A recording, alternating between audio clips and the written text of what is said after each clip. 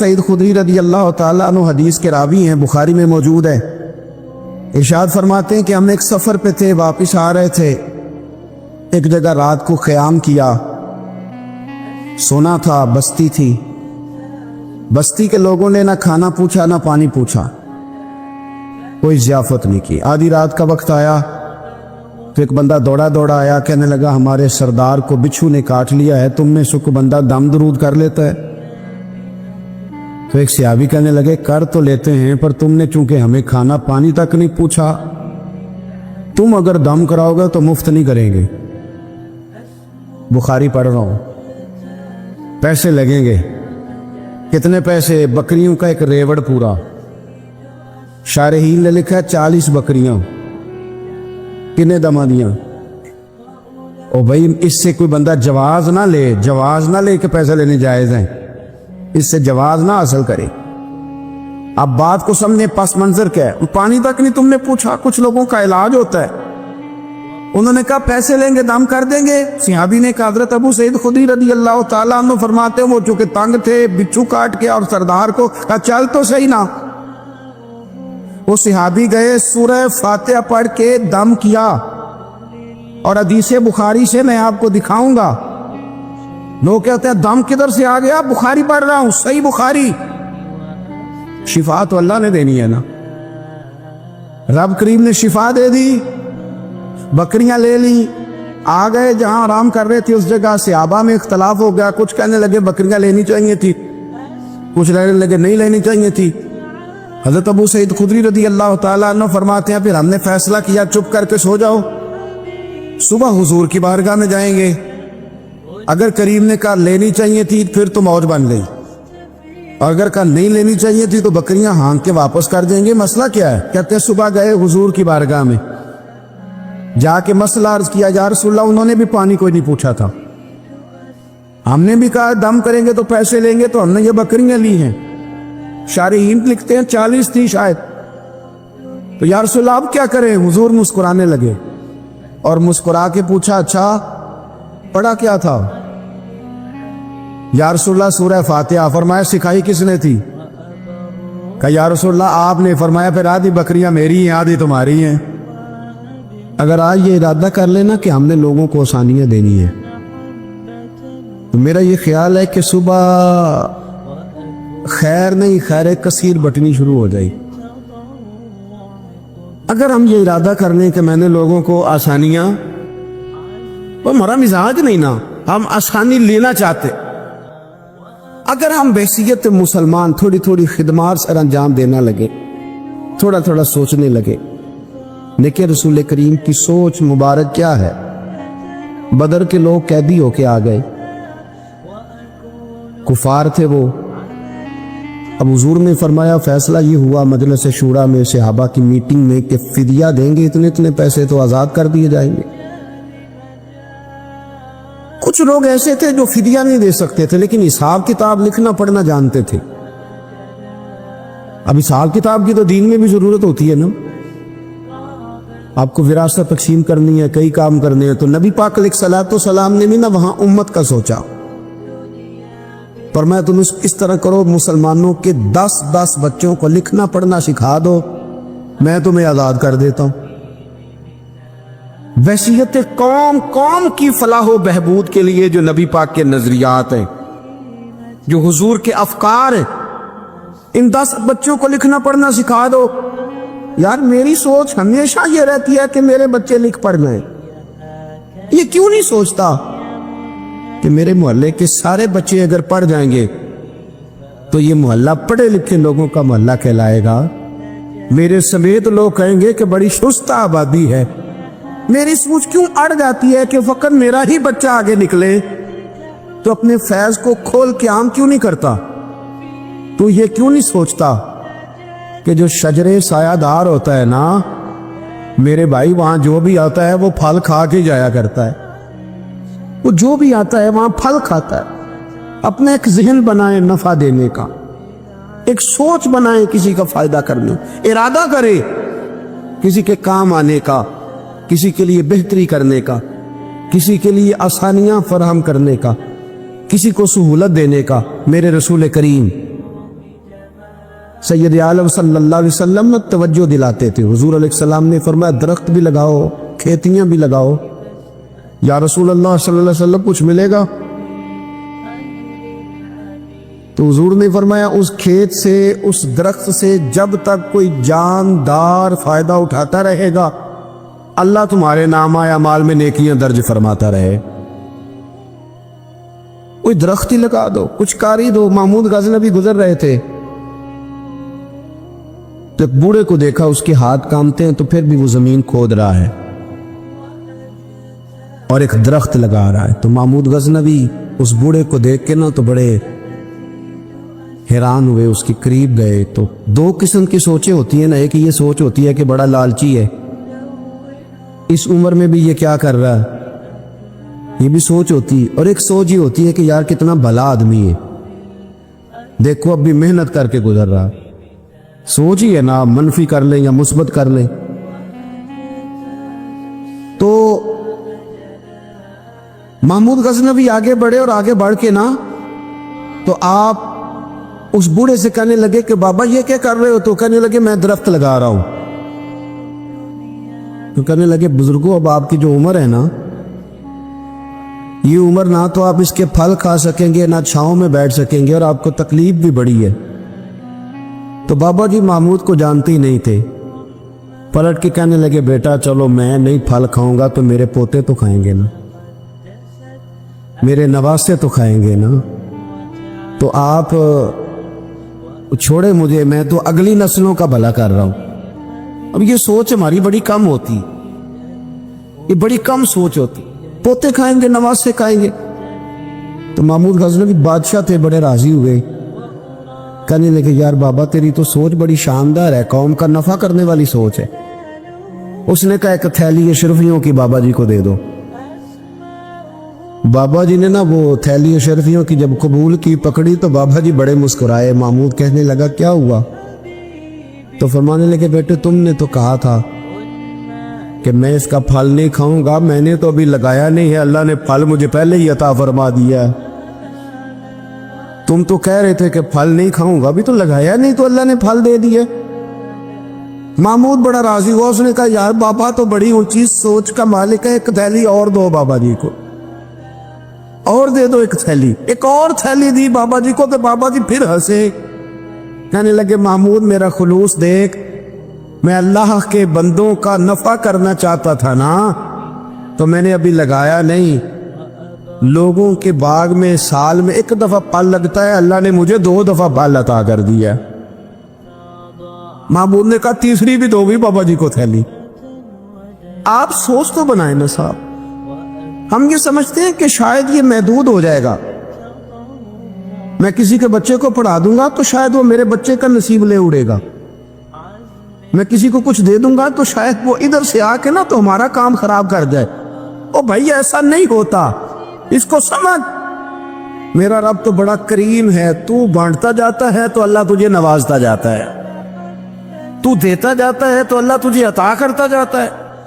آپ یہ ذہن بنائیں, کسی کا فائدہ کرنے کا, کسی کا نفع کرنے کا, کسی کو کچھ دے ڈالنے, کسی کے اوپر رحمت کی برکھا برسانے کا آپ ارادہ کریں, اللہ تبارک و تعالیٰ آپ کو نواز دے گا. ہم جہاں بیٹھے ہوتے ہیں نا لوگوں کو ہماری ضرورت ہوتی ہے. حضرت عبداللہ ابن عمر رضی اللہ تعالیٰ عنہ نے 100 دینار الگ کر کے رکھا ہوا تھا, پورا 100 دینار, بہت بڑے پیسے ہوتے تھے اس زمانے میں. تو آپ کے بچے کہتے کہ ابا جی یہ پیسے سائڈ پہ کیوں رکھے ہوئے ہیں؟ تو فرماتے پتر یہ میں نے لوگوں کو ادھار دینے کے لیے رکھے ہوئے. خاصی مشکل بات نہیں کر دی میں نے, ہماری تو دکانوں پہ لکھا ہوا ہے ادھار بند ہے, موٹا کر کے لکھا ہوا ہے ادھار بند ہے, یعنی نقد والے آ جاؤ, ادھار والے بالکل نہ آنا. تو ادھار کون لیتا ہے؟ امیر آدمی. او بھائی سنیں, ادھار کون لیتا ہے؟ غریب آدمی. اور ہمارا کیا حال ہے کہ ہم کہتے ہیں بھئی وہ یہ نہیں کہہ رہا کہ مجھے بھیک دے دو, وہ کہہ رہا یار ذرا مہربانی کرو.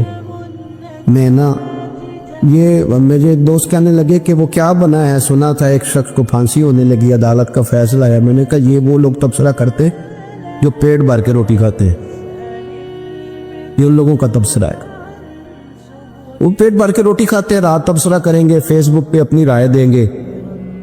لیکن جو آدمی آدھا کلو گھی صبح فیکٹری جانے سے پہلے گھر دے گیا تھا نا، وہ جب رات کو آتا ہے تو اس کی بیوی ڈرتے ہوئے اسے یہ نہیں کہتی کہ وہ عدالت کے فیصلے کا کیا بنا ہے.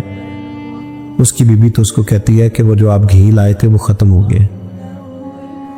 اور سویرے بچوں نے جب اسکول جانا ہے تو پراٹھے بنانے کے لیے میرے پاس گھی کوئی نہیں.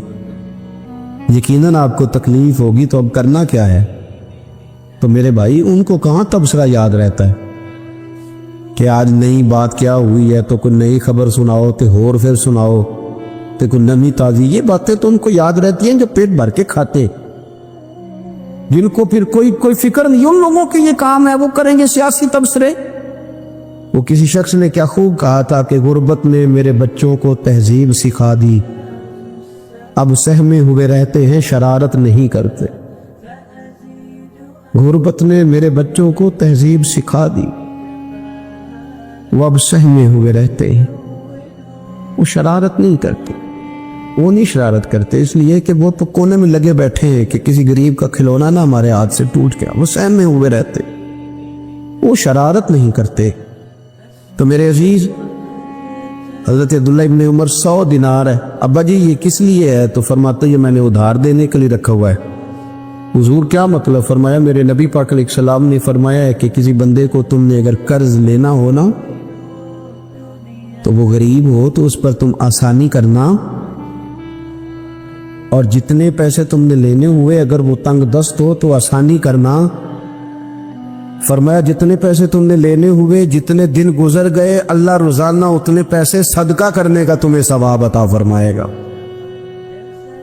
تو میں نے یہ غریبوں کی مدد کے لیے رکھے ہوئے ہیں. کوئی غریب لے جاتا ہے اپنا کام چلا لیتا ہے، پھر وہ واپس کر دیتا ہے تو میں کسی نئے کو دے دیتا ہوں، تو اپنا کام چلا لیتا ہے. یارو ہاں کچھ لوگ ایسے ہوتے ہیں جن کے جنازوں پہ لوگ آ کے بتاتے ہیں کہ جب میری بیٹی کی شادی تھی تو یہ بابا رات کی تنہائی میں آیا تھا. جنازوں میں آ کے لوگ بتاتے ہیں کہ ہاں فلانی سردیوں میں جب میرے کپڑے میرے پاس موجود نہیں تھے تو یہ آیا تھا مجھے جوڑا دینے. اور پھر لوگ بہت بڑے پروفیسر، لیکچرار، عالم فاضل آ کے بتاتے میرے پاس کتابوں کے پیسے کوئی نہیں ہوتے تھے، پر یہ مرد کلندر تھا جو ہر امتحان سے پہلے آتا تھا اور آ کے مجھے کہتا تھا کہ یہ پیسے رکھ لو، کوئی نہیں میں لے لوں گا، واپس ہو جائے گا. یار آپ کسی کو آسانی دینے کا ارادہ تو کریں. مسلم شریف کی حدیث ہے، میرے رسول کریم سید عالم صلی اللہ تعالی علیہ وسلم نے ارشاد فرمایا کہ تاجر قیامت میں اللہ کی بارگاہ میں کھڑا کیا جائے گا تو اللہ فرمائے گا جاؤ میں نے تمہیں جنت دے دی، جاؤ جنت میں. تو پتہ تو سارا ہے نا سردار نوکیتیاں میں. تو وہ اللہ کے حضور حاضر ہو کے عرض کرے گا مالک میں تو اپنی خطائیں جانتا ہوں کتنی زیادہ ہیں، اللہ میں تو مستحق نہیں تھا، تو میرے مالک یہ جو کرم ہوا ہے اس کا سبب پوچھ سکتا ہوں؟ سبب کیا ہے اس کرم کا، اس رحمت کا؟ تو رب کریم ارشاد فرمائیں گے کہ جب تم نے دکان پہ جو سیل مین رکھے ہوئے تھے، جب تم ان کو بھیجتے تھے لوگوں سے پیسے لانے کے لیے، کیا ریکوری کرنا کہتے ہیں کہ گرائی بھی عقید ہے، تو وہ جب تم بھیجتے تھے لوگوں کو تو کیا کہہ کے بھیجتے تھے؟ ذرا بتاؤ تو صحیح. تاجر ہے، سادہ آدمی ہے، تو وہ کہتا ہے اللہ میرے دل میں تیرے بندوں کا بڑا خیال تھا تو میں یہ کہہ کے بھیجا کرتا تھا کہ جس کے پاس ہوئے اسے لے لینا، اور جو تنگ دست ہوا نا اسے تنگ نہ کرنا، اگلی دفعہ لے لیں گے. تو رب کہیں فرمائے گا تو میرے بندوں پہ آسانیاں کرتا تھا تو میں تیرے اوپر آسانی نہ کروں؟ یہ مسلم شریف کی حدیث ہے، میں آسانی نہ کروں؟ وہ تیرا یہ لفظ کہ جو تنگ دست ہے اسے وسعت دے دو، کوئی نہیں کل پرسوں ترسوں آ جائے گے. فرمایا بس اسی کی برکت سے آج میں نے تجھے جنت دینے کا ارادہ کر لیا. میں کبھی کبھی محسوس کرتا ہوں ہمارے احساسات میں تیزی کے ساتھ تنگی آئی، سوچ کا دائرہ کار محدود ہوا، محدود. کہ ہم تھوڑے سے مذہبی لوگ ہیں نا, ہر آدمی کا اپنا شعبہ ہوتا ہے, آپ کا بھی شعبہ ہوگا. لوگ کہتے ہیں حضرت جی ٹائم دے دے, سیالکوٹ میں فلانی جگہ پہ محفل کرنی ہے, تو میں کہتا ہوں کہ یار وہاں محفل ہوتی ہے وہیں آ جانا. کہتے نہیں ہم نے اپنی کرنی ہے. تو میں کہتا ہوں وہ کس کی ہے؟ یعنی وہ جو آپ نے اپنی کرنی ہے, یعنی اس مسجد میں آپ آئے تھے تو اب آپ اس مسجد میں بھی آئیں. تو صاحب میں آپ کے محلے میں آتا, جی وہ مسجد جو تھی نا وہ جنوب والی تھی, اب شمال والی میں ٹائم دے, وہ ان کی مسجد میں آپ آئے تھے, فلانے علامہ صاحب کی, ہماری تو نہیں آئے. اور میں نے کہا یار بس کرو, مسجدیں بھی اب تقسیم ہونے لگ گئی, یہ بھی تقسیم ہوگی کہ وہ اس کی اور یہ اس کی ہے. یعنی آپ اندازہ کریں کہ ہماری یہ سوچ ہے کہ اس میں بھی کہیں کوئی ایسا عنصر نہ ہو کہ کوئی اجتماعیت کہیں نظر آ جائے. اور یار ایسے تو نہ کرو, یہ ایک مذہبی اجتماع ہوتا ہے, اس کے اندر بھی لوگ کہتے ہیں کہ انتظامیہ دعوت دے گی. یہ کس کے دین کا کام ہو رہا ہے؟ اللہ اور اس کے رسول کے. تو اس کی انتظامیہ کچھ 6 بندوں پہ مشتمل ہونی چاہیے کہ ساری امت انتظامیہ ہونی چاہیے. لیکن ہم نے نا یہاں بھی تقسیم کر لی, یہاں بھی گروہ بندی کر لی, یہاں بھی ہمارا مزاج اور طرح کا بن گیا. اگر آپ کا دل بڑا ہو جائے, تھوڑا اللہ کے بندوں کو آسانی دے. میں کہا کرتا ہوں جنت بہت بڑی ہے میرے بھائی, مہربانی کر ذرا دوسرے کو بھی جگہ دے, وہ بھی جنت میں داخل ہو جائے. وہ بڑی وسیع ہے, تو تھوڑی مہربانی کر, اتنا محدود نہ کر اس کو, تھوڑی سی نا آسانی کر. اللہ بڑا کریم ہے, جگہ دے انشاءاللہ تعالیٰ. جو کسی اور کا مرید ہے وہ بھی جنت میں جائے گا اللہ کی فضل, وہ بھی جائے گا, پر تھوڑی گنجائش دے, محل لے کے وہ بھی جائے گا. نے تو بڑا محدود کر کے رکھا ہوا, میرا خیال ہے مشکل سے 25-30 لوگ ہیں اگر ہم جانے تو اپنے محلے میں سے, باقی تو سب کے لیے ہم نے بین کر دیا. خدا را یوں نہ کرے, اس سے دقت ہوگی. داتا غانی بخش علی حجویری رحمت اللہ تعالی علیہ کشف المعجوب میں فرماتے ہیں کہ ایک شخص نہ پہاڑ کی چوٹی پہ عبادت کرتا تھا, تو لوگ اس سے ملنے کے لیے جایا کرتے تھے. تو رستے میں نا ڈھلان بڑی سخت تھی, لوگ اس کے اوپر سے جب چڑھ کے جاتے نا تو اکثر لوگ گر جاتے. اس کے دل میں ایک دن خیال آیا کہ یہ ڈھلان نہ ہوتی تو کیا ہوتا. تو رب کریم نے اس وقت کے پیغمبر علیہ السلام کو وہی فرمائی کہ اسے کہو تو میری تخلیق پہ اعتراض کرتا ہے, نہ ہوتا تو کیا ہوتا. فرمایا اسے کہہ دو کہ تیرا نام میں نے اپنے نیک بندوں کی صف سے کاٹ کر نافرمانوں کی صف میں لکھ دی. تو کہہ دو. اللہ کے نبی نے پیغام دیا تو وہ سجدے میں گر گیا. وہ تجھے کیا ہوا؟ کہنے لگا حضور آپ نے کہا ہے نا کہ اللہ نے میرا نام لیا. میں کہاں, اور میرے رب نے میرا نام لے لیا ہے. حضور چلے, میں تو سمجھتا تھا میں کسی کھاتے میں نہیں, اللہ نے میرا نام لے لیا, یعنی میرا نام. اسے تو وجد ہو گیا. وہ پیغمبر کی بارگاہ میں عرض کرنے لگا حضور آپ میرا پیغام اللہ کے حضور عرض کر دیں گے؟ کہا ہاں میں کہہ دوں گا. تو وہ عرض کرتا ہے حضور اللہ کی بارگاہ میں یہ عرض کیجئے کہ یا اللہ میرے لیے جہنم کا فیصلہ تو ہو ہی گیا ہے, لیکن مالک میرا دل کرتا ہے کہ میرا وجود اتنا بڑا کر دے, اتنا بڑا کر دے. تو قادر ہے اتنا بڑا کر دے کہ ساری دوزخ میں ہی پورا آ جاؤں. اللہ میرا دل نہیں کرتا تیرا کوئی اور بندہ جہنم میں جائے. میری طبیعت نہیں مانتی کہ تیرے محبوبوں کا کلمہ پڑھنے والے, تیرے نبیوں کا کلمہ پڑھنے والے دوزخ میں چلے جائے. اللہ تو ساری دوزخ میرا وجود بڑا کر کے نا تو بھر دے. آواز قدرت آئی, نبی سے فرما دیجئے کہ یہ اگر میرے بندوں سے اتنا پیار کرتا ہے تو میں اس سے پیار نہ کروں. اسے کہہ دیجئے اس کے گناہ بھی بخش دیے, اسے ولیوں میں بھی شامل کر لیا, اور قیامت میں یہ جس کی سفارش کرے گا اللہ سب کو جنت عطا کر دے گا. پر یہ ہے کہ پروگرام ہی نہیں ہے. حضرت خواجہ حسن بصری رضی اللہ تعالیٰ عنہ یہ حضرت علی کے شاگرد ہیں, مولا علی شیر خدا کے شاگرد ہیں. اور ایک روایت ایسی بھی ملتی ہے کہ بچپن تھا ان کا تو نبی پاک کے گھر چلے جاتے تھے. تابعی ہے, بہت چھوٹے تھے جب حضور کا وصال ہوا, صحابہ کے شاگرد ہیں. ایک دفعہ حضرت ام سلمہ کہتی ہیں کہ نبی پاک صلی اللہ علیہ وسلم کا بچا ہوا پانی پڑا تھا تو وہ بھی حضرت حسن بصری اٹھا کے پی گئے. یعنی حضور علیہ السلام کا جھوٹا پینے کا بھی اللہ نے انہیں لعاب دہن شدہ پینے کا بھی پڑے साहिब बसीरत थे। एक बहुत मालदार 30 साल का नौजवान आ गया, अब्दुल वाहिद जैद। हुजूर मैंने मुरीद होना है। आपने फरमाया तू मेरा भाई बन जा, मुझसे दीन सीख, मुरीद होके क्या करेगा? कहने लगा हुजूर मैं बारीकी तक पहुंच गया हूं। भाई तो शरीक होते हैं, तो मुझे भाई ना बनाए, मुझे गुलाम बनाए। ताबेदारी वही कर सकता है जो गुलामी करे। भाई तो शरीक होते हैं, वो तो मुकाबला करते हैं, गुलाम बनाए। तो हजरत हसन बसरी, हजरत अब्दुल वाहिद बिन जैद रहमतुल्लाह अलैह फरमाते मैं करोड़पति था, हीरे जवाहरात का ठिकाना ही नहीं था। तो हजरत हसन बसरी रहमतुल्लाह अलैह फरमाने लगे तेरा मेरा स्टेटस एक नहीं, तू मेरा गुलाम कैसे बनेगा? तेरे घर में तो खुद 20 गुलाम है, तेरा मेरा स्टेटस नहीं। मैं गरीब आदमी हूं, एक वक्त खा लेता हूं, 2 वक्त भूख काट लेता हूं, तू शहजादा है, स्टेटस नहीं बनेगा। अब्दुल वाहिद बिन जैद घर गए, अपने गुलामों को खड़े खड़े आजाद कर दिया, रिश्तेदारों की लिस्ट बनाई, सबको दावत खिलाई, जो घर के अंदर माल दौलत था उनमें बांट दिया, बाकी पड़ोसियों को दे दिया।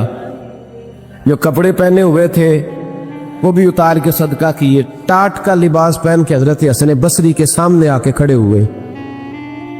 ख्वाजा हसन बसरी नजर उठाई, कहा अच्छा ये हाल कैसे हो गया? कहा हुजूर हर शय बेच आया हूं। कहा क्यों? फरमाने लगे आपने कहा था तेरा मेरा स्टेटस नहीं, अब तो एक हो गया है ना, अब तो स्टेटस एक हो गया ना, अब गुलामी मिलेगी। आपने फरमाया 3 शर्तों पे कायम रहना, 3 शर्तों पे।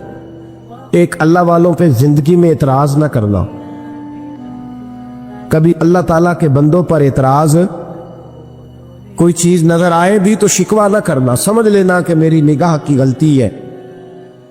और दूसरा, रोज अपने ऊपर मेहनत करना, मोहब्बत कम नहीं होनी चाहिए, बढ़नी चाहिए। और तीसरा फरमाया मुझे कहने की जरूरत ना पड़े, कहने की जरूरत, तुझे इशारा समझ जाना चाहिए। अब्दुल वाहिद बिन जैद कहने लगे हुजूर मिलेगा क्या? आप फरमाने लगे ये तेरा मुतालबा भी गलत है, वो तो बाद की बात है, मिलता क्या है? गुलामी में आ गए। फरमाते हैं 30 साल नौकरी की हजरत की, 30 साल। लोग कहने लगे बाबा फिर मिला क्या? फरमाने लगे तुमने भी मुतालबा गलत किया है, यही तो मैं कर बैठा था। कहा मिला क्या? आप फरमाने लगे मेरा इस वक्त हाल ये है कि लोग दुआ करके रब से लेते हैं, मैं दुआ नहीं करता, अभी मैं सोचता भी पूरा नहीं, मेरा रब वो चीज पहले मुझे अता फरमा देता। अब बगदाद के लोग कहते हैं बगदाद में कहत पड़ गया, बारिश नहीं होती थी, बारिश नहीं होती थी। इकट्ठे होके सारे गए, आप बगदाद आए हुए थे, इकट्ठे होके लोग गए, कहा हुजूर बारिश नहीं होती, मेहरबानी फरमाए। तो कहते हैं लोग आके बैठे हैं मेरे पास, बारिश की दुआ कर दें। हज़रत अब्दुल वाहिद बिन जैद कहने लगे ए अल्लाह, तुझे पता है ये मेरे दरवाजे तक आगे पहुंच गए, अभी तक बारिश नहीं आई, और लफ्ज पता क्या है? कहने लगे तुझे वास्ता मेरी उस अकीदत का जो मुझे हजरत हसन बसरी के साथ है, उस अकीदत का वास्ता, मुझे रुसवा न कर। इन्हें भेजा क्यों था अगर बरसानी नहीं थी? दुआ देखे मोहब्बत के रंग में दुआ हो रही है, वास्ता भी मोहब्बत का दिया जा रहा है। बगदाद के लोग कहते हैं बस हजरत के जुमले भी पूरे नहीं हुए, रब करीम ने बारिश अता फरमा दी। जुमले भी पूरे नहीं हुए, अल्लाह ने बारिश दे दी। मोहब्बत प्यार साल में एक दफा हज होता है, और मेरे नबी पाक अलैहिस्सलाम ने फरमाया तू खुश हो के मोहब्बत से माँ बाप का चेहरा देख, अल्लाह कामिल हज का सवाब अता करेगा।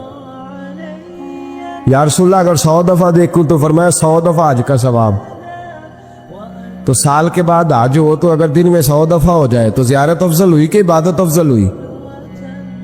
نبی پاک صلی اللہ علیہ وسلم نے فرمایا النظر الی وجہ العالم عبادہ، اگر تو کسی عالم کے چہرے کو دیکھتا بھی رہے تو رب تجھے اپنی عبادت کا درجہ عطا فرمائے گا۔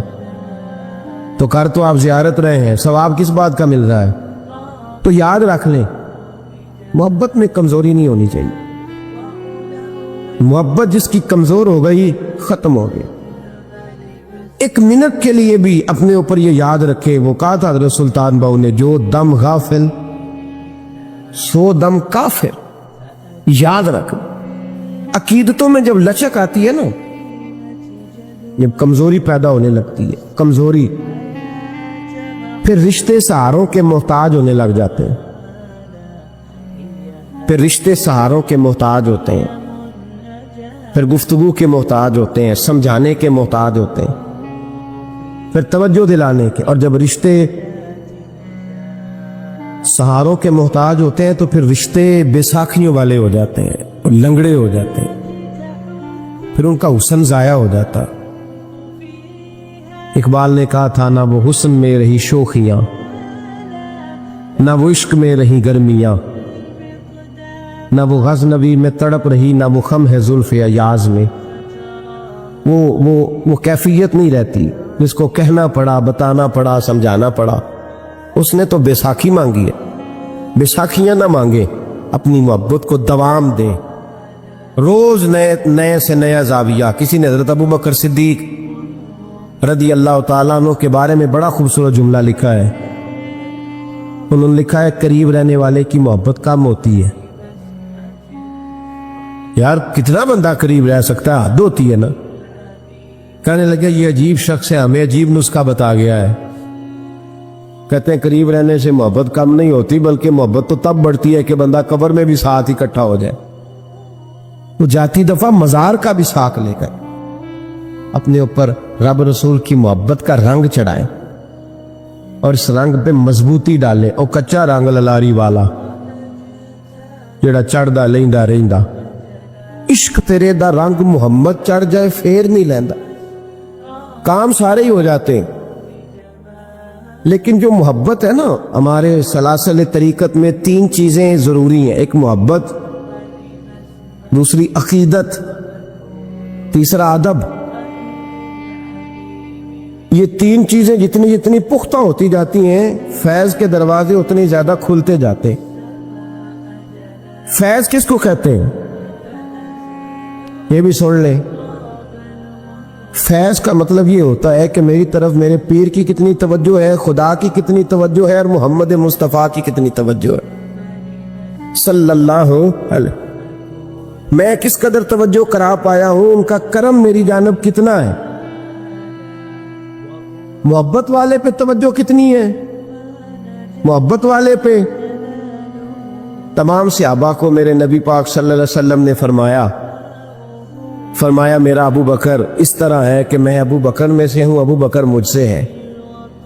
عمر کو دیکھ کے شیطان رستہ بدل جاتا ہے، عثمان سے فرشتے حیا کرتے ہیں، جس کا میں مولا اس کے علی بھی مولا۔ فضیلت بیان کی، ان تمام صحابہ نے عمل کیے ہیں، بدر میں گئے، احد میں گئے، خندق میں گئے، حنین میں گئے، ان کے اعمال ہیں۔ حضرت ویسے کرنی رضی اللہ تعالیٰ عنہ کا کوئی اس طرح کا عمل نہیں، نہ تبلیغ میں، نہ جہاد میں، نہ کسی اور جگہ۔ مجبوری بڑی تھی، یہ سارے عمل اس لیے۔ اب یہاں کوئی بندہ یہ ترجمہ نہ کر لے کہ جی عمل نہ کرو خالی محبت کرو، ان کی مجبوری تھی۔ ان کی والدہ علیل تھی تو ان پر پابندی تھی حضور کے حکم کی، وہ آئے نہیں، لیکن محبت جوش پہ تھی تو محبوب نے باقیوں کا اجر بیان فرمایا۔ کرن کی طرف منہ کر کے حضور نے اپنے گریبان مبارک کے بٹن کھول لیے اور ٹھنڈی ٹھنڈی آہیں بھرنے لگے۔ یا رسول اللہ کیا ہوا؟ فرمایا ادھر میرا ایک دیوانہ رہتا ہے تو وہاں سے مجھے ٹھنڈی ہوائیں آتی ہیں۔ محبت کا اجر ہے، محبت کا اجر۔ جو عمل کرنے والے تھے ان کو حضور نے ثواب بتلایا ہے، ثواب بتلایا، پھر اس محبت کرنے والے کا اجر بیان کیا۔ اس کا یار اتنا اجر رکھ دیا، اتنا اجر رکھ دیا۔ جو محبت کرنے والے تھے ان کا اجر کیا بیان کیا؟ حضور نے فرمایا علی اور عمر میرا جبہ لے کر کے جائیں، حضرت عبد الرحمن ابن عوف جیسے لوگ جو عشرہ مبشرہ میں سے ہیں وہ منتیں کر رہے ہیں کہ حضور کا کرتا مل جائے. کرتا یہاں لوگ بھاگ رہے ہیں کہ نبی پاک صلی اللہ علیہ وسلم کے وضو کے بچے ہوئے پانی کا تھوڑا سا حصہ مل جائے.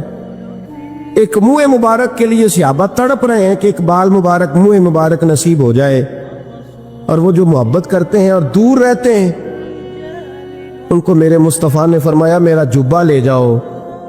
اور ڈیوٹی کس کی لگائی؟ فرمایا علی جائے اور عمر جائے. دے کے آئے. خشک لوگ زندگی گزارنے لگے ہیں، محبت کا سوتا ہی خشک ہو گیا ہے. موٹا موٹا سا عمل، موٹی موٹی سی بات کرو. تمام صوفیاء نے اپنی زندگی لگائی اس کام پہ دی ہے. وہ کہتے ہیں تیری عبادت ناقص ہو کے بعض اوقات واپس لوٹ آتی ہے، ضائع ہو جاتی ہے. محبت ناقص نہیں ہوا کرتی. محبت میں تو کوئی گناہگار بھی ہو جائے تو میرے رسول فرماتے ہیں غلطی ہو گئی تو کیا ہوا، خدا سے بھی پیار کرتا ہے، محمد مصطفیٰ سے بھی پیار کرتا ہے. معبور تو دیکھیے نا، صحابی ہیں حضور سے پیار کرنے والے، شراب پی بیٹھے. بخاری مسلم پڑھیے، شراب پی لی، خود در رسول پہ آئے، یا رسول اللہ غلطی ہو گئی معاف کر دے. کیا ہوا؟ شراب پی لی ہے، بھول گیا تھا، بچپن سے پیتا آ رہا تھا. حضور نے فرمایا منہ سونگو. سونگا تو کہا حضور بدبو تو آ رہی ہے شراب کی. فرمایا باہر لے جاؤ، کوڑے مارو. صحابہ کہتے کوڑے لگ رہے تھے اور اندر نبی پاک بے چینی کے عالم میں ٹہل رہے تھے. بے چینی کے عالم. ایک صحابی نے کہا حضور اس ملعون کے لیے معاذ اللہ اس کے لیے آپ، اس نے شراب پی اس کے لیے بے چین ہے. حضور نے فرمایا چپ کر جا، غلطی ہو گئی تو کیا ہوا، خدا سے بھی پیار کرتا ہے، محمد مصطفیٰ سے بھی پیار کرتا ہے. تیری محبت توجہ کرائے گی نبی پاک کی تیری طرف. جو محبت، عقیدت، ادب، وفا، جذبہ، حسن، تازگی، روحانیت، یہ سارے ایک معنی کے سارے الفاظ ہیں، ان کا مفہوم ایک نکلتا ہے. اگر زندگی محبت سے خالی ہو گئی تو اقبال نے کہا بجھی عشق کی آگ اندھیر ہے، اب یہ مسلمان نہیں یہ خاک کا ڈھیر ہے. اقبال کہتے ہیں اب تو ڈھیر ہے، کسی وقت بھی کوئی ہوا آئے گی تجھے اڑا کے لے جائے گی. تیرے اندر طاقت اور وزن اتنی دیر رہے گا جتنی دیر رسول اللہ کا پیار تیرے دل میں زندہ رہے گا، جتنی دیر محبت تیرے دل میں. ہمارے صوفیاء نے پیار ہی تو سکھایا ہے، ہمارے صوفیاء نے محبت ہی تو سکھائی ہے، ہمارے اہل اللہ نے پیار ہی تو سکھایا ہے. اتنا پیار کہ حضرت امیر خسرو رو ہی پڑے.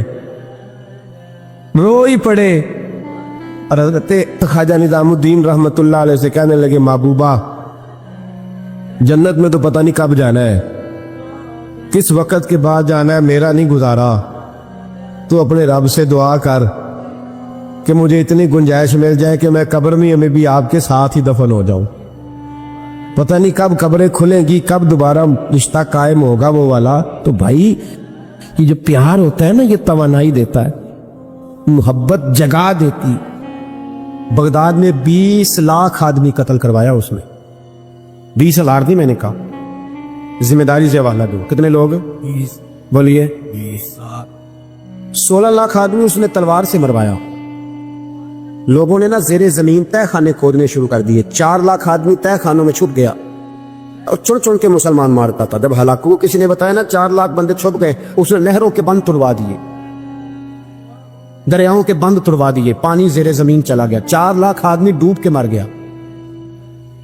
20 لاکھ آدمی مروایا. ایک دن ایک علاقے میں گھوم رہا تھا، لیمو کھانے کا بڑا شوقین تھا. بازار میں گیا تو ایک لیمو خریدا. اس نے دیکھا کہ بازار میں بوڑھے بچے جوان خریداری کر رہے ہیں تو کہنے لگا ابھی بھی اتنے مسلمان زندہ ہیں، بناؤ ان کی لائنیں، قتل کرنا ہے. 3 لائنیں بن گئی. ایک بوڑھا آدمی بھی لائن میں آ گیا، لیمو کھا رہا ہے، اس کو ہلکا ہلکا چوستا ہے، گھوڑے پہ بیٹھا ہے، قتل کرا رہا ہے لوگوں کو. ایک بابا جی پہلی صف میں تھے، جب پہلی صف قتل ہونے لگی بابا جی پچھلی صف میں دوڑ کے ہو گئے.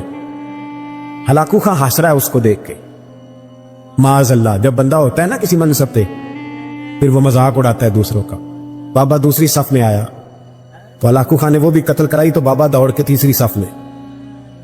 आखिरी सफ के कोने पे जब बाबा खड़ा हो गया ना तो सारे बंदे मर गए। बाबे को कत्ल करने लगा जल्लाद। अल्लाह को कहने लगा ठहर जा। कहने लगा बाबा तू तीसरी सफ में आया था, तेरा क्या ख्याल था, बच जाएगा? बाबा कहने लगा ख्याल नहीं, मेरा यकीन है कि मैं बच जाऊंगा। मेरा शर्त यह है कि यकीन हो अंदर। शर्त यह है कि हंस के कहने लगा अल्लाह को, हाँ कैसे? तो बाबा कहने लगा अगर अल्लाह चाहे तो बच सकता हूं, अगर अल्लाह चाहे तो मैं। बहुत सारे लोग हैं डॉक्टर लिख के दे देते हैं नहीं बचेगा, वो बच जाता है क्योंकि बचाने वाला अल्लाह है। अगर अल्लाह चाहे तो बच जाऊंगा। तो अल्लाह को कहने लगा कैसे? जब ऐसे किया ना, कैसे ऐसे किया ना तो नींबू हाथ से गिर गया। वो बच्चे प्लेयर नहीं होते, वो गेंद गिनती है तो छलांग लगा के पकड़ लेते। वो बड़ा घोड़सवार था, नेजाबाज था, छलांग लगाई नींबू कैच करने के लिए। कैसे तू कैसे बचे? यूं हाथ घुमाया, नींबू गिरा तो छलांग लगाई, नीचे झुका। जब नीचे झुका ना तो गिर गया घोड़े से। जो पैर था वो घोड़े की रकाब में उलझ गया। घोड़ा डर के दौड़ गया। जब घोड़ा दौड़ा तो जमीन पर जोर जोर से सर लगने लगा। सिपाहियों कहता दौड़ो, इसको पकड़ो। सिपाही भी दौड़े पर घोड़ा काबू ना आया। घोड़ा उस वक्त रुका जब ना उसका चेहरा पहचाना जाता था, ना आंखें सलामत थी, ना नाक सलामत थी। उसकी खोपड़ी सारी इस तरह चूर चूर हो गई जैसे किसी ने हथौड़े के साथ पीसी हो। हलाकू की लाश से खून बह रहा था। पापा हंस रहा था। एक सिपाही कहने लगा बाबा तू क्यों? कहने लगे मैं अपने रब की कुदरतों पे मुस्कुरा रहा हूं। कुल्लु मन अलैहा फान वजबका वजहु रब्बिका जुल जलाल वल इकराम का। मैंने इसे समझाया था कि बचाने वाला बचा लिया करता है। जब आप मुसलमान होते हैं ना, कलमा पढ़ते हैं, तो हम ऐलान करते हैं आज के बाद फैसले मेरे नहीं चलेंगे, फैसले अल्लाह के चलेंगे। लेकिन परेशानी पता कब होती है? जब हम फैसला अपनी मर्जी का मांगते हैं। ओ भाई जब तू मालिक का गुलाम है, बंदा है, तो फिर दुख किस चीज का नाम है? किसी दरवेश ने कहा था दुख किस चीज का नाम है कि अल्लाह की मर्जी और है और तेरा इरादा और है। तू कहता है बात उस तरह बने जिस तरह मैं चाहता हूं, और रब कहता है नहीं मैंने फैसला कर लिया है। फिर तो दुखी होता है। सुखी भला कौन होता है? जो रब कर दे वो कहे बिल्कुल ठीक है, वो कहे बिल्कुल। और कुरान मजीद ने इसे बयान किया, रदी अल्लाहु अन्हुम व रदू अन। अल्लाह कहता है मेरे बंदों की शान ये है कि अल्लाह उनसे राजी है और वो अल्लाह से राजी है। अल्लाह उनसे राजी है और वो भी राजी है अल्लाह से। अल्लाह ने जहां रखा है वो अल्लाह से। एक पहलू यह है कि अल्लाह राजी हो जाए, एक पहलू यह है कि बंदा राजी हो जाए। रब फरमाता है ज़ालिकल फौजुल अज़ीम, वो अल्लाह से राजी, अल्लाह उनसे राजी, ये बहुत बड़ी कामयाबी है। इमाम मोहम्मद गजाली रहमतुल्लाह अलैह से किसी ने कहा था ज्यादा मुश्किल क्या है, अल्लाह का राजी होना के बंदे का? तो इमाम साहब फरमाने लगे रब तो मेहरबान ही बड़ा है, बड़ी जल्दी राजी हो जाता है। दो सिर्फ आंसू बहाए सच्ची तौबा के मालक राजी है। किसी गरीब की मदद कर दे इखलास से अल्लाह राजी है। अल्लाह तो जल्दी राजी हो जाता है। मुश्किल यह है कि बंदा नहीं राजी होता। ये इसने हर रोज एक नई उम्मीद लगाई हुई है, हर रोज इसका नया रंग है, ये राजी नहीं होता। हजरत मूसा अलैहिस्सलाम ने अल्लाह की बारगाह में अर्ज की, मालिक मेरी कौम ये अर्ज करती है कि तू बता तू हमसे कैसे राजी होगा। हजरत मूसा अपनी कौम की अर्ज लेकर मालिक की बारगाह में कोहे तूर पे हाजिर है। ओ यारो इसे दिल की तख्ती पे लिख लेना। अर्ज की मालिक मेरी कौम कहती है रब करीम के हुजूर अर्ज करें कि हमें बताए हमारा रब हमसे कैसे राजी होगा। तो हजरत कलीम कहते हैं जब रब की बारगाह में अर्ज किया तो मालिक ने फरमाया उनसे जाके कहो वो मुझसे राजी हो जाए, बस वो राजी हो जाए मैं भी उनसे राजी हो जाऊंगा। हजरत सैयदना अब्दुल्ला इब्ने उमर रदी अल्लाह ताला अन्हो का साहिबजादा बड़ा सख्त अलील हो गया। بچے بیمار ہو جائے تو تکلیف بڑی ہوتی ہے انسان کی طبیعت کو. حضرت عبداللہ ابن عمر کے بیٹے بڑے سخت علیل ہو گئے. جناب عبداللہ ابن عمر بڑے پریشان ہیں, کبھی ادھر جاتے ہیں کبھی ادھر جاتے ہیں. اس حکیم کے پاس اس طبیب سخت پریشان. آپ کے دوست احباب دیکھتے ہیں کہ حضرت عبداللہ ابن عمر بڑے سخت آزمائش میں, بیٹے کا انتقال ہو گیا, صحت نہ ہو سکی, اللہ کا حکم آ کے. اب یہ جو انتقال ہے یہ ظاہر ہے بیماری سے زیادہ مشکل کام ہے, بیٹا چلا ہی گیا ہے. لیکن وہ لوگ کہتے ہیں جب ہم بعد میں تعزیت کرنے کے لیے گئے تو جناب عبداللہ ابن عمر کو بڑا مطمئن دیکھا. تو ہم نے عرض کی کہ حضور اس وقت تو صرف بیمار تھا تو آپ زیادہ تسلی میں نہیں تھے, اور اب آپ بڑے تسلی میں محسوس ہوتے ہیں, وجہ؟ تو فرمانے لگے جب تک میری ذمہ داری تھا نا میں پریشان تھا, اب خدا کے کرم اور رحمت کی جگہ پہ چلا گیا, اللہ کا فیصلہ آ گیا ہے, اور میں سمجھا ہوں کہ میرا رب اسے اپنی بارگاہ میں بلانا چاہتا ہے, لہذا میں پورے طور پر مطمئن. اب میں اللہ کی رضا پہ پوری طور پر راضی ہوں. میرے عزیز جب تک یہ رضا حاصل نہیں, کیا لطیف انداز ہے. وہ ہمارے ایک بڑے زبردست رائٹر تھے صاحبزادہ خورشید احمد گیلانی مرحوم, ان کا ایک مضمون چھپا ایک دفعہ, امت کا پہلا صوفی. تو وہ ٹائٹل دیکھ کر مجھے بڑی تجسس ہوا کہ کس کو, کیونکہ ہم صوفیاء کی جماعت ہے, کس بزرگ کا تذکرہ کیا انہوں نے, امت کا سب سے پہلا صوفی. تو جب مضمون کھولا تو امت کا سب سے پہلا صوفی انہوں نے جناب صدیق اکبر کو قرار دیا. فرمایا یہ پہلے درویش ہے اس امت کے, حضرت ابو بکر صدیق. حضرت ابو بکر صدیق علیل ہو گئے, بیمار ہو گئے, تو یہ دیکھیے ذرا ان کا انداز تصوف. یار دوست پتہ لینے گئے تو ایک روٹین ہوتی ہے نا, جب لوگ تیمارداری کرنے جاتے ہیں تو کہتے ہیں کسی ڈاکٹر کو دکھایا ہے. سب لوگ آپ کے گرد بیٹھے ہیں تو کہنے لگے ابو بکر طبیب کو دکھایا ہے؟ فرمانے لگے ہاں طبیب دیکھ گیا ہے, اور طبیب دیکھتا رہتا ہے. تو کہا پھر طبیب نے کیا کہا ہے؟ کہنے لگے طبیب نے کہا فعال لما یرید. طبیب نے کہا ہے بھئی جو میں چاہتا ہوں نا وہ میں کر دیا کرتا ہوں, جو میرا ارادہ ہوتا ہے پھر وہ میں کر دیتا ہوں. وہ طبیب مجھے کہہ گیا ہے, لہذا جو اس کا ارادہ ہونا ہے اس نے.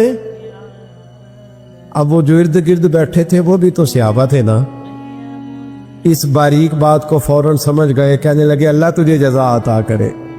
او یارو, تھوڑے دن اگر سکھ سے جینا چاہتے ہو تو ایک ہی علاج ہے, ایک ہی, مالک کی رضا میں راضی رہو. نہ سمجھ آئے تو پھر کربلا والے امام حسین کی طرف دیکھنا, وہ نانا کے کندھوں پہ تھے پھر بھی بڑے خوش تھے,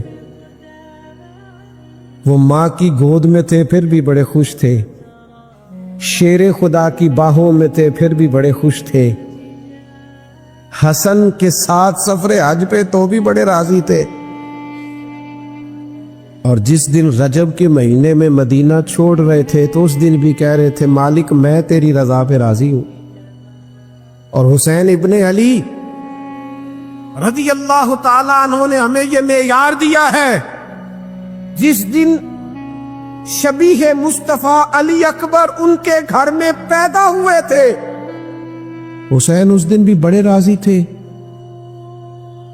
اور جب اللہ اکبر کہہ کے زخم کھا کے جناب علی اکبر گھوڑے سے زمین پر تشریف لائے تھے اور جوان بیٹے کو سہارا دے کر انہیں اٹھانا پڑے تھا, حسین اس دن بھی رب کی رضا پہ بڑے راضی تھے. اور جب چھوٹا سا بیٹا ان کی گود میں اس کی سانسیں اکھڑ رہی تھیں تو امام علی مقام اس وقت بھی اپنے رب کی رضا پہ بڑے ہی راضی تھے. حد ہو گئی. जिस गले को महबूब चूमते थे, उस वक्त भी हुसैन राजी थे। और जब उसी गले पे खंजर चल रहे थे तो इमाम अली मकाम ने ये नहीं कहा कि मालिक मेरा इतना इम्तिहान, आखिर मेरे मसले कब हल होंगे, मेरी मुश्किलात कब हल होंगी, आखिर किस वक्त, ये नहीं फरमाया। बल्कि ये सारा कुछ सह के दोनों हाथ जमीन पे बिछा के सजदा शुक्र अदा करके कहा, मालिक जहां तू रखे हुसैन वहां राजी है। इतना शिकवा है हमारी जिंदगी, आप यकीन करें उन बातों की भी दोस्त दुआ कराने आ जाते हैं जहां दिल करता है कि इन्हें समझाएं कि यार ना, कहीं तो तू ठहरना अपने रब की रजा पे। यार देखो छोटी बात नहीं, हजरत अनस बिन मालिक कहते हैं 10 साल मैंने नबी पाक के घर में नौकरी की है। 10 साल, 10 साल। 1 साल के बाद लोग उकता जाते हैं, सारा पता चल जाता है, उसके बाद वो चाहते नहीं रहती, बंदा पुराना हो जाता है। इकराम एहतराम इल्ला माशाल्लाह वो नहीं रहता। फरमाते 10 साल हुजूर के घर में नौकरी की, पूरे 10 साल एक दफा भी रसूल पाक ने उफ नहीं कहा। फरमाते ऐसा नहीं कि कभी कोई ऐसी बात नहीं हुई जिससे हुजूर नाराज हो। कई दफा ऐसे मौके आए, हुजूर ने किसी काम से भेजा, मैं जाके बच्चों के साथ खेलने लगा, महबूब आए, मैं डर गया, लेकिन हुजूर ने कुछ भी नहीं कहा, मुस्कुरा के फरमाया तुम्हें काम भेजा था करके क्यों नहीं आए। ओ यार आप ठहरे तो सही, इस्तकामत तो हो, जरा जरा सी बात पे बिलबिला उठना, तड़प जाना, हर चीज से उलझ जाना, ये बंदा मोमिन की शान नहीं। ताकतवर जिंदगी गुजारो, ताकतवर। एक तो ये कि मुशक्कत करनी है, दूसरा अल्लाह की रिजा पे राजी रहना। हमारा एक मिजाज बन गया है कि हम ना मुशक्कत के कायल और आदी नहीं रहे, सुकून तलाश करते हैं। अब तो ढेर सारे लोग ऐसे हैं कि जरा कोई मुसीबत आई नहीं तो उनके हाथ पैर फूलने शुरू हो जाते। अनजाना खौफ और बेमकसद किस्म की बातें लोगों को डराती हैं। और फिर मैंने देखा है कि अगर उनको अपनी जात के लिए, अपनी औलाद के लिए, अपने घर के लिए सुकून मिल गया है, आसूदगी मिल गई है, वसाइल जमा हो गए, तो कहते हैं मुझे क्या मुसीबत बनी हुई है, अब मैं जाऊं, बस काफी है। कौम के बच्चों के लिए, मिल्लत के लिए, वतन के लिए, दीन के लिए कौन जद्दोजहद करे, मेरा घर सुखी है, आसानी है, लिहाजा मुझे मुशक्कत में पड़ने की क्या जरूरत है। कोशिश नहीं करते लोग। याद रखना अल्लाह ताला ने ना इंसान को पैदा ही मुशक्कत में किया, ये मुशक्कत में है। रब फरमाते मैंने इसकी पैदाइश ही, इसका खमीरी मुशक्कत वाला बनाया। अल्लाह करीम ने कुरान मजीद में फरमाया लक़द खलक़नल इंसान फी कबद, फरमाया बेशक हमने आदमी को मुशक्कत में रहता हुआ पैदा किया। पैदा ही इसको कबद किया है, मुशक्कत में रहता हो। इसने मुशक्कत करनी, बचपन में भी मुशक्कत। चले कोई थोड़ा सा आपको समझाने के लिए बात कर लेते हैं। प्राइमरी स्कूल में जाना कितना मुशक्कत का काम था। सारी रात लोग मंसूबा नहीं बनाते थे सवेरे छुट्टी करने का,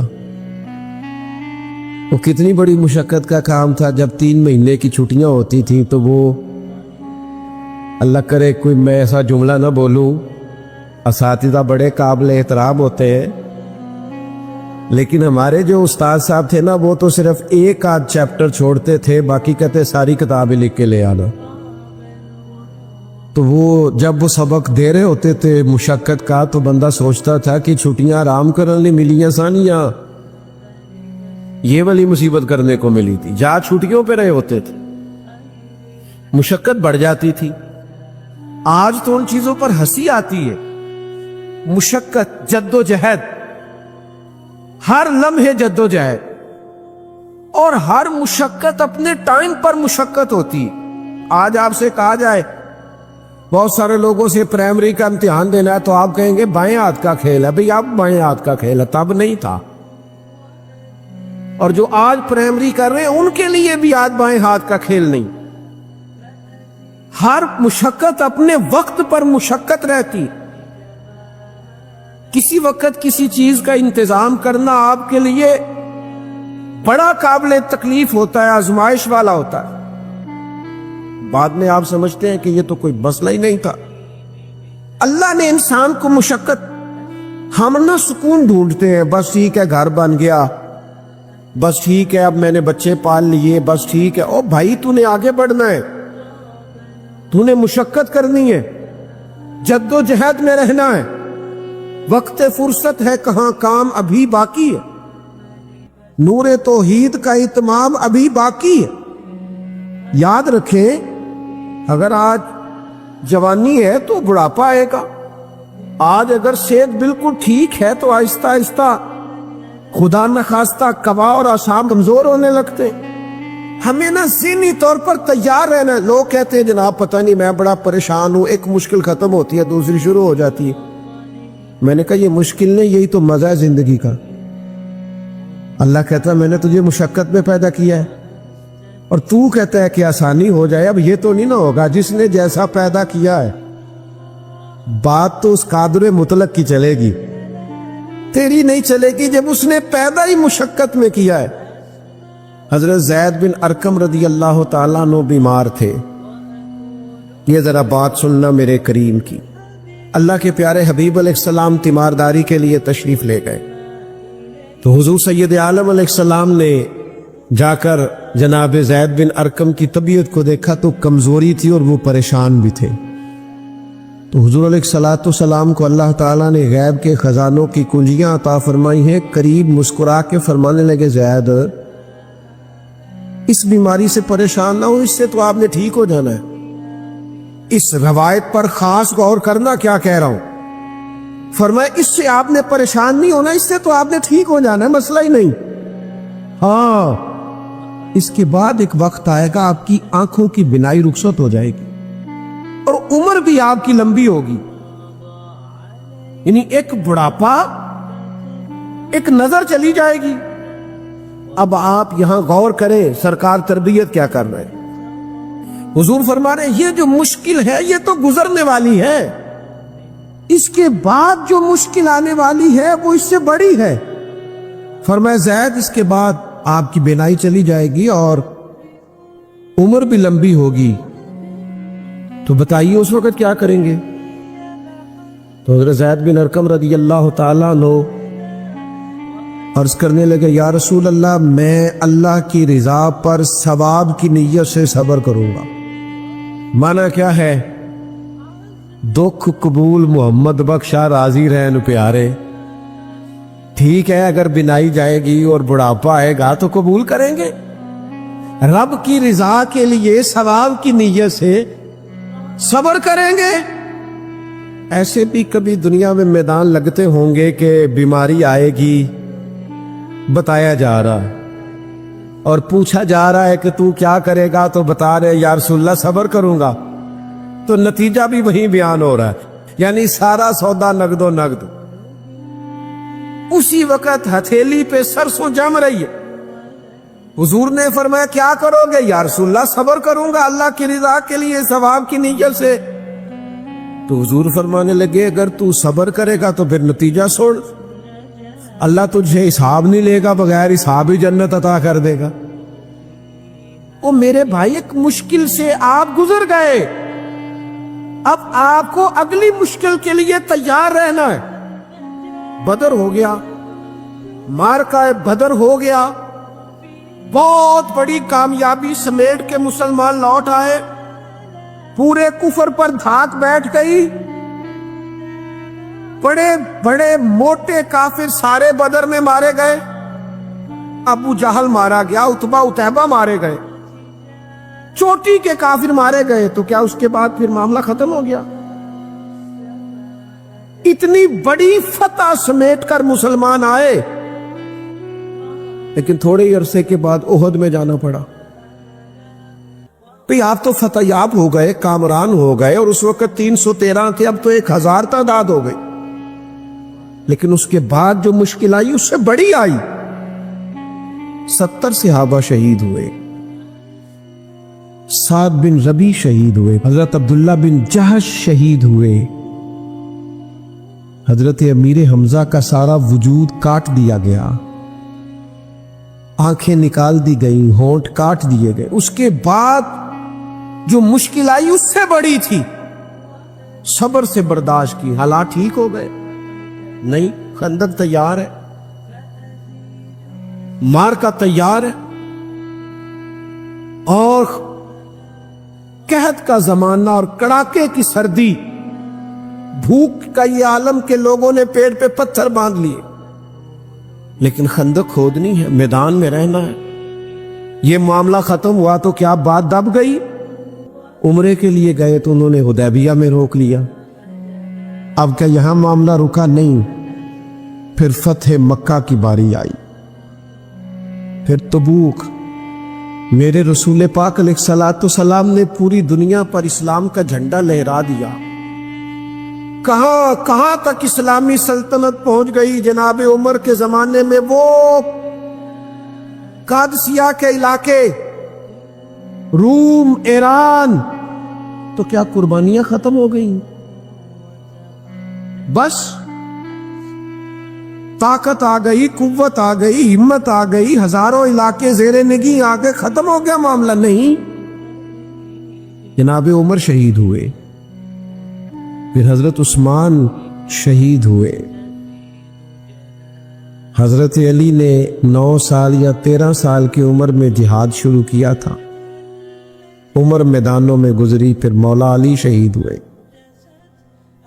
اب کیا آسانی ہو گئی، آسودگی ہو گئی؟ نہیں، یہاں تو باریاں ہیں امتحان دینے کی۔ امام حسن کی باری آئی تو زہر دے دیا گیا، انتڑیاں کٹ کٹ کے گرنے لگیں۔ اس بات کو یاد رکھیں اور اس کو اچھی طرح سمجھ لیں کہ آپ جب تک مزاج مشقت کا نہیں بناتے، ایک کے بعد دوسری، دوسری کے بعد تیسری، تیسری کے بعد چوتھی، مشقت راہ دیکھ رہے، اور جو مشقتوں کے عادی نہیں وہ پھر پچھلی صفوں میں ہے، جو مشقتوں کے عادی نہیں وہ پھر کسی صورت بھی نہ نام بنا سکتے ہیں نہ کام کر سکتے۔ جس کو آرام کرنا ہے، جس کو سکون سے سونا ہے، وہ منزل نہیں پا سکتا۔ آپ کو آگے بڑھنا ہے، آپ کو جدوجہد کرنی ہے، آپ کو کوشش کرنی ہے۔ آج کل نا ہمارے ہاں سب سے زیادہ جس چیز کا فقدان ہے وہ محبت ہے۔ ہمارے لہجے، ہمارا انداز، ہمارا طریقہ، ہمارا اٹھنا بیٹھنا، اس کے اندر نا محبت نہیں۔ ہم نا لہجے الفت والے نہیں، مزاج محبت والا۔ کسی جگہ یار کوئی چلو پنجابی بندے ہیں، ایک دیسی گل تو انہوں سنانے میں مزہ آئے گا۔ وہ ایک جگہ میں کہیں ہم بیٹھے تھے ایک دفعہ، تو کسی شخص نے کسی سے کوئی لینی دینی تھی چیز، تو اس نے بات کی، تو آپ کو پتہ ہے وہ ریٹ لینے والا بہت زیادہ مانگ لیتا ہے اور دینے والا کوشش کرتا ہے 0 سے شروع کروں، نیچے سے ریٹ دیتا ہے۔ اس نے کوئی بات کی، ریٹ تھوڑا بتایا تو سامنے والا ناراض ہو گیا، کہنے لگا تو کس طرح کا بندہ ہے، کہ جی گل کی تھی۔ اب یہ جو ریٹ لگانے والا تھا اس نے بڑا حسین بات کی، وہ بندہ جواب میں بڑے غصے میں آ گیا، اس نے تلخ لب و لہجہ، لگتا تھا تھوڑی دیر کے بعد اٹھ پڑے گا، گریبان تامے گا۔ تو آج کے کہنے لگا یار وہ لینا دینا تے مقدرہ ہے، گل تے پیار نال کر۔ او میں نہ جناب شاعر مزاج آدمی نہ کئی دفعہ پورا فدا ہو جاتا ہے، میرا دل کرے اس بندے کے ہاتھ چوم لو، اس نے کمال بات۔ اس نے کہا لینا دینا تے اوے گل تے پیار نال کر یار، 2 کڑیاں دا بہن ہے، ذرا پیار سے بات کر۔ کیا ہو گیا تجھے، ملنے آئے ہیں، غنیمت جانیے مل بیٹھنے کو، جدائی کی گھڑی سر پر کھڑی ہے، ابھی الارم بجے گا، اٹھ کے تو اپنے گھر میں اپنے گھر، बात तो प्यार से कर, वो बोल तो मोहब्बत के साथ। सौदा देना बेचना लेना अलग बात, वो तू बोला तो ठीक कर, तेरा लहजा तो ठीक हो, तेरी गुफ्तगू तो ठीक हो। लो सुनो ना क्या कहा मदीने वाले महबूब ने, क्या बात है मेरे करीम रसूल की। हुजूर ने बात खोल कर बयान कर दी, मिशकात में मौजूद है। हुजूर फरमाने लगे, अल्लाह को मानने वाला, मेरा कलमा पढ़ने वाला, फरमाइए जो मोमिन होता है ना, मोमिन होता ही उल्फत वाला है, मोमिन होता ही मोहब्बत वाला है। मोमिन और मोहब्बत ये लाजिम व मलजूम है। मोमिन और मोहब्बत ये एक चीज के दो नाम है। हुजूर फरमाने लगे, मिशकात में हदीस है, फरमाया मोमिन होता ही मोहब्बत वाला है। फरमाया उस बंदे में कोई खैर ही नहीं, ना किसी से प्यार करे ना कोई उससे प्यार करे। जो ना प्यार करे ना उससे प्यार किया जाए, उसमें खैर है ही कोई नहीं। मोमिन जो है ना, मोमिन वो प्यार करता भी है और मोमिन से प्यार किया भी जाता है। अपनी जिंदगी को तलखी, मोमिन की शान नहीं तलख तलख रहना, नाराज नाराज रहना, बेचैन सा रहना, हर वक्त शिकवे करने, नाराज वक्त गुजारना, हर वक्त कोई ना कोई एतराज का दरवाजा खोल के रखना, हर वक्त कोई नया शिकवा, कोई नई बात खोल के रखना। इससे निकल आओ यार। प्यार जो होता है ना, वो दुनिया को संवार देता है। मोहब्बत जो होती है ना, उसके अंदर बड़ा मजा होता है, उसमें बड़ा कैफ होता है। इसलिए अपने लहजों से तलखियों को निकाले। हमारे यहाँ ना एक बहुत बड़ा मसला है, बिलखुसूस हम जो सूफिया की जमात है ना, इसमें बाद लोगों का ख्याल है कि मैं ना फलां दरूद पाक पढ़ूंगा तो नबी पाक के करीब चला जाऊंगा। कोई शक नहीं, दरूद पढ़ने से हुजूर का कुर्ब मिलता। बाद लोगों का ख्याल होता है कि नात शरीफ की बरकत से महबूब के करीब जाऊंगा। कोई शक नहीं, नात पढ़ना और नात सुनना ये बंदे के दिल को हुजूर की मोहब्बत के अंदर बड़ा मजबूत कर देता है। कुछ लोगों का मेयार होता है कि मैं इतने इतने वज़ाइफ इस टाइम में मुकम्मल करूंगा तो मैं नबी पाक के करीब जाऊंगा। तो हुजूर ने तो खुद बता दिया मेरे करीब कौन है। दरूद पाक पढ़ने वाले को भी करीब बयान किया हुजूर ने। जिहाद करने वाला, इबादत करने वाला, रियाजत करने वाला, दीन की खिदमत करने वाला, ये सब हुजूर के करीब है। पर नबी पाक अलैहिस्सलाम ने फरमाया तुम में से, ये बुखारी है, फरमाया तुम में से मेरे यहां मेरे करीब सबसे महबूब वो शख्स है जिसके अखलाक ज्यादा अच्छे हैं, जिसका रवैया लोगों के बारे में ठीक है, जिसकी नियते, इरादे, लहजे लोगों के हक में नरम है, वो मेरा महबूब है। हुजूर फरमाते मेरा महबूब है, मेरा वो प्यारा बंदा है, वो मेरा महबूब है उम्मती। तो हुजूर का महबूब बनने का बेहतरीन तरीका यह है कि अपना अखलाक ठीक किया जाए। एक बात और करनी है, जो दौर मेरा और आपका दौर है ना, ये तेज लोगों का दौर है, चालाक लोगों का दौर है। लोग ऐसी ऐसी बात सुनाते हैं कि बंदा हैरान हो जाता है। चालाक मिजाज, तेज तबीयत। मैंने अपनी जिंदगी में बड़े बड़े तेज लोग नाकाम होते देखे और बड़े बड़े भोले बंदे सीधे साले। लेकिन उन लोगों को अल्लाह ताला ने इतना नवाजा है, इतना करम फरमाया है।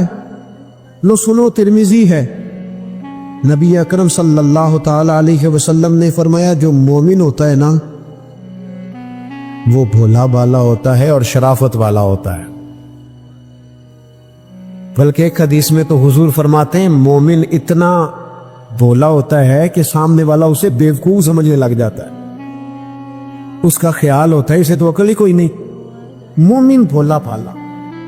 और एक हदीस में ये भी लफ्ज है कि जन्नत में अक्सर भोले भाले लोग जाएंगे। ये जो तेजियां है ना, इंसान का समझदार होना और बात है, इंसान का तदब्बर वाला होना, फहम व फिरासत वाला होना और बात, लेकिन चलाक होना, मक्कार होना, शीशे में उतारना, लोगों को अपने काबू में करने की कोशिश करना, इसको शरीयत पसंद नहीं करती। तू ना बंदों को चलाकी करके काबू ना कर, मोहब्बत से काबू कर, इखलाक से काबू कर।